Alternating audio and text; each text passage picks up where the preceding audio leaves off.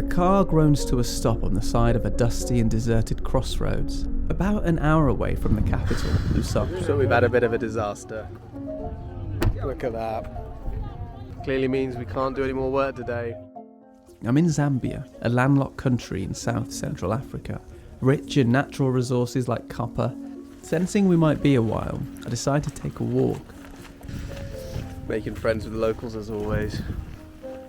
The morning sun casts long shadows on the terracotta dirt road. It's quiet, no rush of cars, peoples or animals here, just the odd dog staying cool in the shade.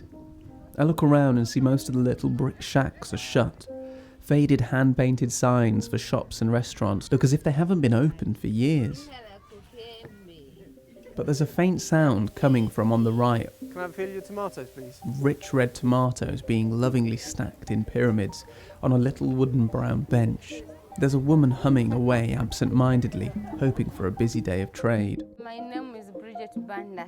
I'm from Cambridge. So this woman is right in the village just outside of Lusaka, which is where we are right now. Although it's already hot and I can feel the sweat on my neck, Bridget stands behind her stall in a woolly hat and ski jumper. She tells me she's 30 years old and I can't quite believe it. She looks both younger and older than that age, all at the same time. Bridget has this wide grin from ear to ear like a Cheshire cat. And yet when my eyes move down from her face to her hands, there's a different story. Swollen fingers, hardened knuckles and calloused skin that have seen years of hardship and disappointment. We talk for a few minutes as she prepares the bag of salted chili chips. This is a small farming village, predominantly for corn and millet.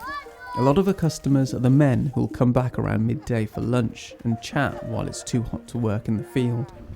Each portion costs 14 kwacha, about $1. The more we chat, the less she smiles. She's put the price up twice already since the start of the Ukrainian war, and she's making less and less each week. So, yeah, we just interviewed Bridget on the side of the road, and it's made me quite sad actually. Bridget sells chips on the side of the road for the farmers and the businessmen that go by here in this area.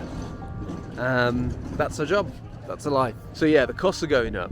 The main things for her chip business are going up, and as a result she's finding it really hard. She's quite worried if she's going to be able to make ends meet.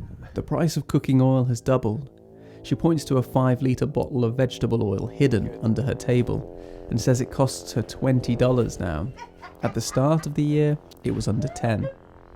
The cost of her gas canisters also tripled, and even the potatoes, which she has to buy from a bigger market near the capital, are twice as expensive.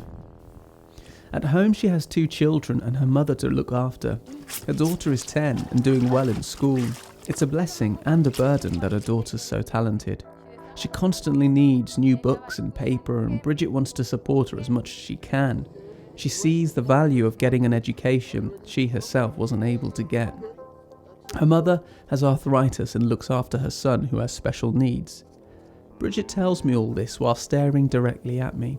She neither hides away from her situation, nor does she care that a British journalist wants to know about it. I ask her what she's going to do if the price keeps going up. How is she going to cope? There's a pause as she thinks of her answer. I'll keep going, she says, as long as I can. I'll work longer hours if I have to, but if it gets too much, I'll have to open another stall somewhere else, and maybe my daughter will have to look after it.